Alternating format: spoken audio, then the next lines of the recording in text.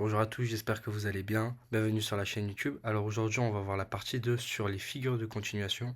On va voir les figures donc en triangle, triangle symétrique, triangle ascendant et les triangles descendants. Donc des figures de continuation haussière et baissière. Donc on se retrouve pour la suite de la vidéo. Bonne introduction. Ciao. Yeah, my nigga, we really popping this shit for real, nigga. Yeah. No cap. Ensuite, on a les triangles, donc les figures de continuation les plus connues. On peut voir le triangle symétrique, donc qui fait des plus hauts, donc on a une impulsion. Tout d'abord, on a une impulsion. Ensuite, on a des plus hauts de plus en plus bas et des plus bas de plus en plus hauts, qui marquent une sorte de triangle symétrique. Et ensuite, nous, ce qu'on va faire, c'est qu'on va attendre la cassure. Généralement, le prix revient à retester donc la trendline et le prix repart à la hausse. Donc, on a un petit pullback. On va chercher à se positionner généralement au niveau du petit pullback et le prix va continuer du coup son mouvement haussier.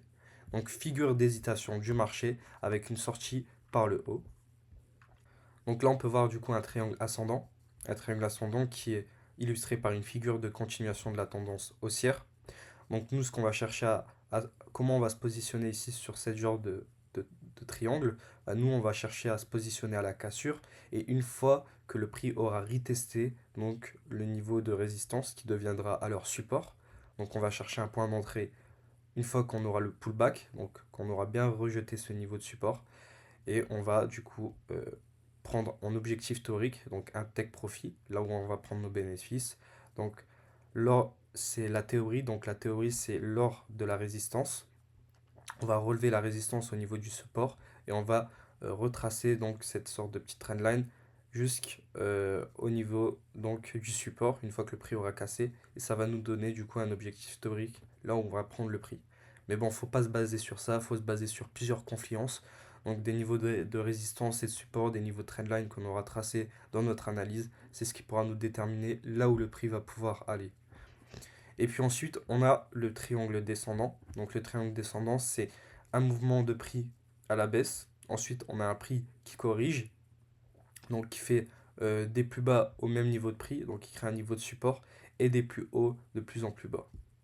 C'est une figure de continuation d'une tendance baissière. Donc nous, on va chercher à se positionner également pareil que le triangle ascendant.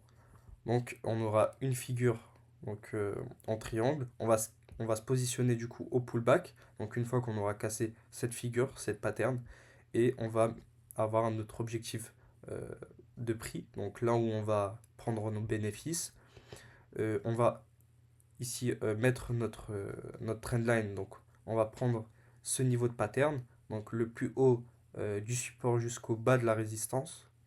Enfin c'est l'inverse. Donc le plus haut de la résistance jusqu'au bas du support qu'on va du coup relever et mettre sur la cassure. Et ça va nous donner du coup notre objectif théorique sur la figure. Voilà pour les triangles. Donc là, on se retrouve sur le graphique. On peut voir une figure de continuation en triangle symétrique. Donc là, on peut tracer donc, la trendline avec des points hauts de plus en plus bas et des points bas de plus en plus hauts. Donc là, on peut voir un triangle symétrique. Le prix, il a pullback, donc on a cassé, on a bien retesté cette zone de trendline et le prix a continué du coup sans mouvement à la hausse. Donc comme on peut le voir, et du coup le prix a de grandes chances du coup terminer sa tendance à la hausse. Donc une nouvelle impulsion haussière. Donc là, on peut voir un triangle descendant. Donc on peut tracer les points extrêmes, la trendline, donc des points hauts de plus en plus bas. Et là, on peut tracer du coup un niveau de support que le prix a retesté à plusieurs reprises. On est revenu donc casser ce niveau de support. Le prix l'a retesté, donc le support est devenu résistance. Et donc là, on peut voir que le prix a bien rejeté ce niveau-là et il est parti à la baisse. Donc là, après, on peut voir que le prix s'est retourné. Il faut du coup manager son prix en circonstance, d'accord? Donc le but de trading, c'est pas de repérer des figures chartistes, mais de bien les identifier, de prendre de bonnes positions grâce à plusieurs convergences.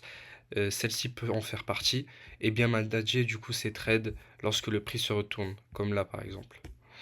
Voilà, on se retrouve pour la fin de la vidéo, j'espère que ça t'a plu. On a vu les figures de continuation des triangles, donc lâche un commentaire et un pouce bleu si ça t'a plu. On se retrouve pour d'autres vidéos, à la prochaine, ciao.